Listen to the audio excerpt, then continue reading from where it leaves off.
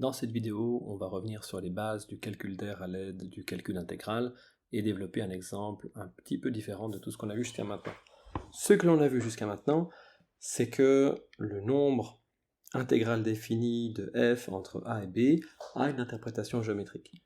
Si on prend ici sur la gauche un graphe de f, x égale a correspond à une droite verticale, x égale b correspond à une autre droite verticale, et on se rend compte que le petit schéma que l'on vient de faire contient un domaine borné qui est délimité à gauche par x égale a, à droite par x égale b, en haut par la courbe y égale f de x, et en bas par l'axe dx. Ce domaine a une aire, et cette aire, c'est exactement le nombre que l'on trouve lorsqu'on calcule cette intégrale-ci.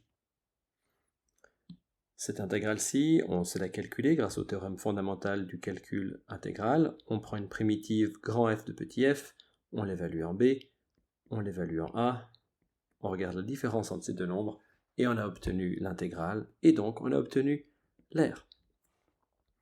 Ce qui est spécial, c'est que cette aire est une aire algébrique. Une aire algébrique est une aire qui contient un signe, elle peut être négative ou positive. On va détailler ça tout de suite.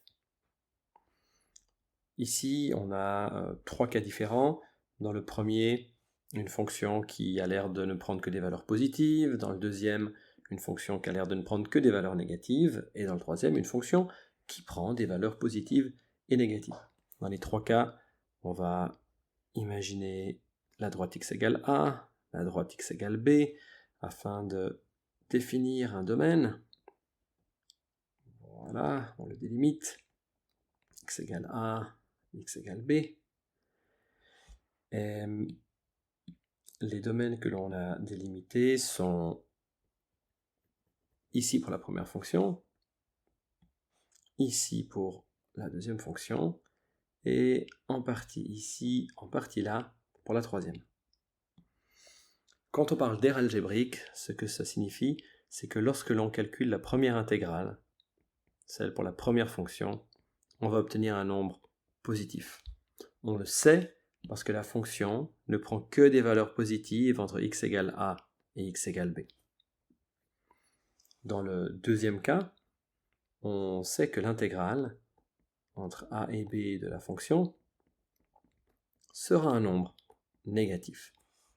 Pourquoi ? Parce que entre x égale a et x égale b, la fonction ne prend que des valeurs négatives. Par contre, dans le troisième cas de figure, on ne peut pas a priori connaître le signe de l'intégrale définie entre a et b. Parce que cette intégrale contient à la fois des termes positifs et des termes négatifs. Savoir si l'intégrale, en fin de compte, sera positive ou négative va dépendre de si l'aire géométrique ici est plus grande ou plus petite que l'aire géométrique là. Si la partie verte est plus grande, on aura une aire algébrique positive. Si la partie violette est plus grande, on aura une aire géométrique négative. Donc dans le premier cas de figure, si on a envie d'avoir l'aire géométrique, qui est la notion d'aire que l'on connaît depuis longtemps, on peut se contenter de prendre l'intégrale. Pas de problème, elle nous donne un nombre négatif. Un nombre positif.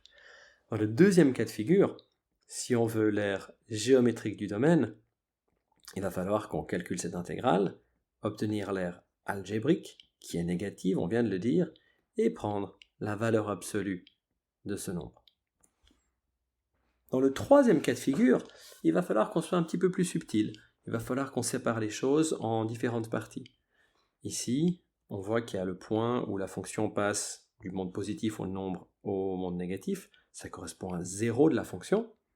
Et si on veut avoir l'aire géométrique, il va falloir que l'on intègre entre a à gauche et z. On va obtenir une aire algébrique positive. Que l'on intègre entre z et b, c'est la frontière orange à droite, le b. On va obtenir une aire algébrique négative, et pour éviter que ce nombre négatif ne vienne compenser ce nombre positif, on va en prendre la valeur absolue. Voilà, avec ces bases bien posées, on va pouvoir passer à la suite. Dans la suite, on va s'intéresser à des calculs d'aire de domaine qui ne sont plus délimités par à gauche une droite verticale, à droite une droite verticale aussi, mais par uniquement le graphe d'une fonction et l'axe des abscisses. Donc l'énoncé standard dans ces situations, c'est de calculer le domaine borné délimité par la courbe qui correspond au graphe et l'axe des x. Ce que l'on veut dire par domaine borné, c'est qu'on ne s'intéresse qu'aux domaines qui ont une aire finie. Par exemple, toute cette zone-ci, elle est bien délimitée par l'axe et le graphe de la fonction, mais comme elle s'étend à volonté vers le haut et vers la droite, son aire est infinie et ça ne nous intéresse pas. Donc ce que l'on veut ici, c'est trouver ceci et trouver cela. Pour y arriver, il va falloir procéder un peu par étapes. La première étape, c'est se faire une idée géométrique de la situation. En haut, tout a l'air simple parce qu'on avait déjà dessiné un graphe. Quand on nous donne une fonction, a priori, on va nous la donner sous la forme algébrique et on ne sait pas quelle est la tête du graphe. Donc pour se faire une idée du graphe de la fonction, il va falloir s'intéresser au type de fonction. Est-ce que j'ai affaire à une fonction du premier degré, du deuxième degré, du troisième degré, exponentielle, trigonométrique, etc. Et une fois qu'on sait, ça se passe pas très bien avec ces petits caches, type de fonction, une fois qu'on sait à quel type de fonction on a affaire, ça se passe même très mal avec ces petits caches, on va s'en débarrasser tout simplement. Une fois qu'on sait à quel type de fonction on a affaire, on va pouvoir chercher ces zéros. Alors, d'abord, on s'intéresse au type de fonction, et ensuite, on trouve les zéros de la fonction. On trouve les zéros de la fonction parce que ce sont eux qui nous disent à partir de où on intègre, et jusqu'où on intègre, et où sont les points où la fonction change éventuellement de signe. Une fois qu'on s'est fait une petite idée de la tête de la fonction, il va falloir qu'on calcule les aires algébriques des différentes parties qu'on a identifiées. Sur ce schéma, on a une partie ici, qui va avoir une aire algébrique positive, une partie là qui aura une aire algébrique négative. Calculer les aires algébriques des parties, ça va être simplement intégré entre un 0 et le 0 suivant de la fonction.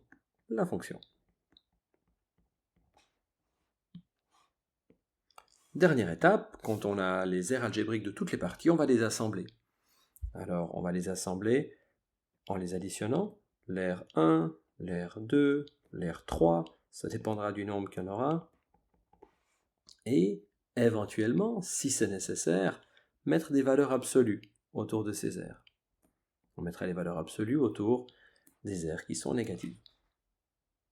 Essayons de mettre ceci en pratique sur un exemple concret. On nous donne ici une fonction par son expression algébrique, f de x est égal à x cube moins 13x plus 12, et il faut déterminer l'aire du domaine borné délimité par le graphe de cette fonction et l'axe des x. Donc la première étape, ça va être de se faire une idée de la situation du point de vue géométrique, et pour ça, on va commencer par calculer les bornes d'intégration. Et les bornes d'intégration, ça correspond aux zéros de la fonction.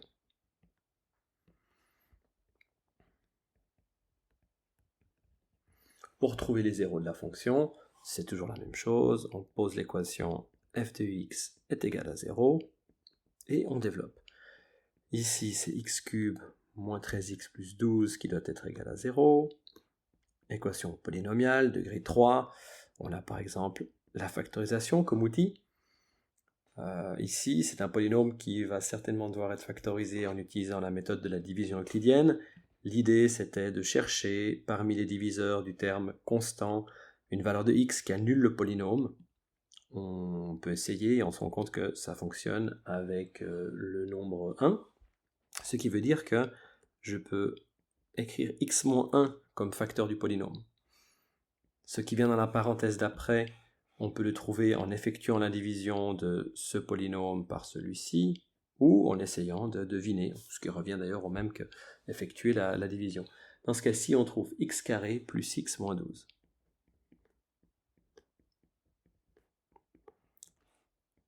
On essaie de continuer la factorisation si on peut, comme ça on trouvera tous les zéros. Dans cette parenthèse-ci, on a un polynôme du deuxième degré, c'est un trinôme unitaire parce qu'ici le coefficient est 1. On peut utiliser la méthode du trinôme unitaire ou la méthode somme-produit. On trouve x plus 4, x moins 3. Donc à ce stade, on sait qu'on a affaire à une fonction du troisième degré dont les graphes ressemblent généralement à des S. Cette fonction du troisième degré s'annule, on le voit quand x vaut 1, ça annule ce facteur, quand x vaut moins 4, ça annule ce facteur, ou quand x vaut 3, ça annule ce facteur. Donc une fonction du troisième degré avec un coefficient devant le x cube qui est positif, ça veut dire qu'elle va monter par ici, descendre par là, et elle devrait s'annuler en moins 4, 1 et 3. Alors moins 4, on va le mettre par là, 1 et 3. On n'a pas besoin d'être très précis, ce qu'on veut c'est se faire une idée de la situation. Donc là ça ressemble à ça. Maintenant qu'on a une idée de la situation, on voit bien qu'on a affaire à un domaine qui est en partie au-dessus de l'axe des x, en partie en dessous de l'axe des x. Donc on va devoir calculer deux aires différentes et on les assemblera correctement à la fin. Passons au calcul des aires algébriques.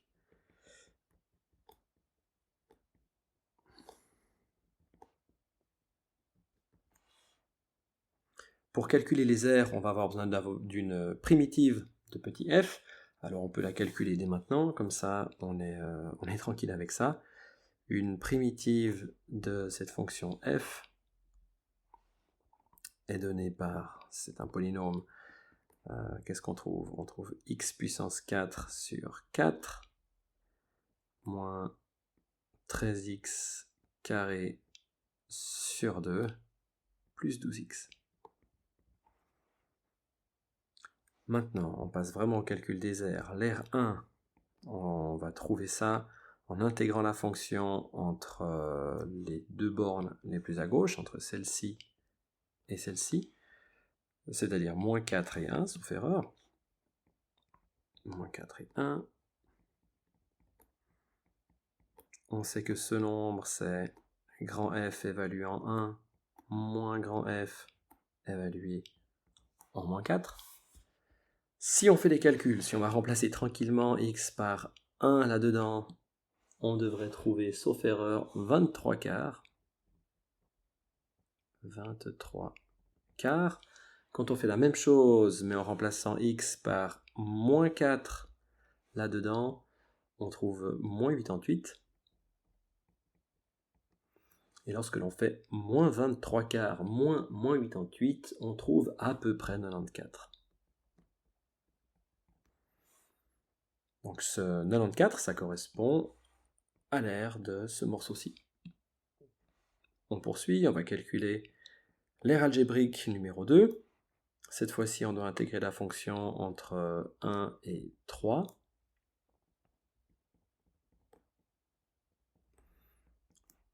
Pour trouver ce nombre, on évalue grand F en 3 et on lui retranche grand F évalué en 1. Grand F évalué en 1, c'est pas mal, on l'a déjà calculé ici. Donc on sait que c'est 23 quarts. Et lorsque l'on évalue grand F en 3, en tout cas moi de mon côté, je trouve moins 9 quarts.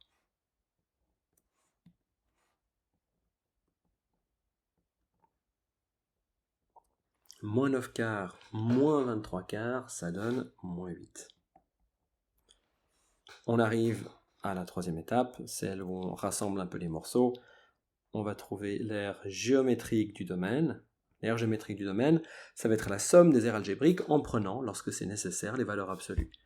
Donc on a l'aire 1 qui est positive, l'aire 2 est négative, on prend sa valeur absolue, on se retrouve à additionner 94 avec 8, et ça fait 102. Là, il y a eu une petite approximation.